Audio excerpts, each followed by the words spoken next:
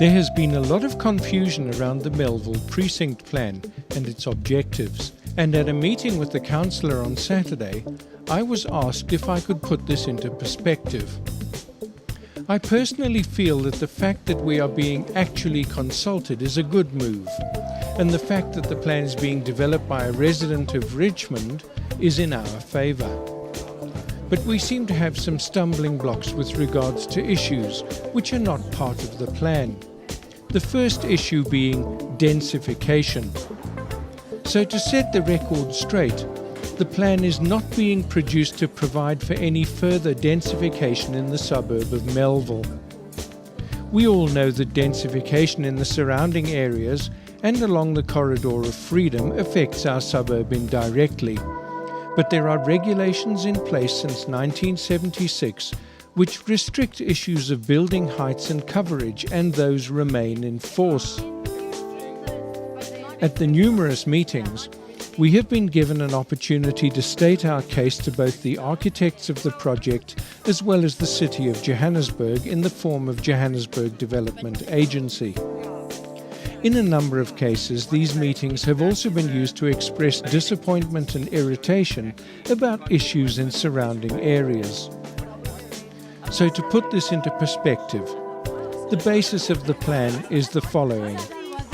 Identify business and mixed-use nodes and contain them to prevent creep into residential areas. This is particularly relevant to areas such as Main Road, 4th Avenue and 7th Street. It also affects some of the areas in Richmond. To limit non-residential uses in areas. Issues such as illegal communes are a continual problem, alongside formal businesses utilising residential houses as business premises without the relevant permissions. Limit scale of buildings. This is related to densification, and there are already regulations in place to limit height and coverage. This set of regulations is already being ignored by a number of businesses, and we are told the intention is to start to regulate these more effectively. Limit certain land uses. As with the previous issue, there needs to be regulation and enforcement with regards to these issues. Protect and upgrade open spaces and promote heritage conservation. Melville has a rich history stretching back over a century, and we need to be aware of preserving the character of the suburb and the integrity of our heritage buildings.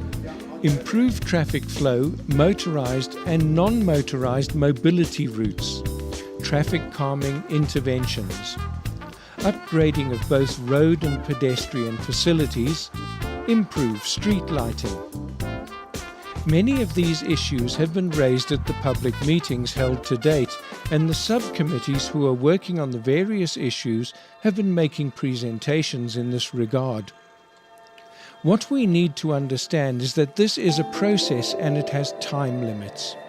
We need people to engage with this precinct plan initiative so we can get a plan in place which will be good for our suburb.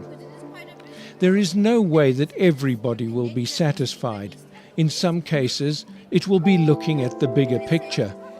And the opportunity to put our brushstroke on this canvas will be expiring in the reasonably near future.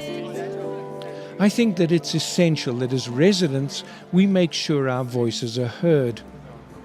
There are specific meetings planned to finalise input, which will be followed by a presentation of the whole plan before it is submitted to Council for their approval. The individual meetings will be held at 1800 hours in the atrium at 27 boxes, and the dates are as follows. 18th of July to discuss public space. 19th of July to discuss movement. 20th of July to discuss safety. 25th of July to discuss urban form. And 27th of July to discuss urban management. A date and venue for the presentation of the final overall plan will be announced. Let's not waste the opportunity to have an effective plan in place to help us protect our suburb. The precinct plan is a set of rules that will protect our suburb in the future.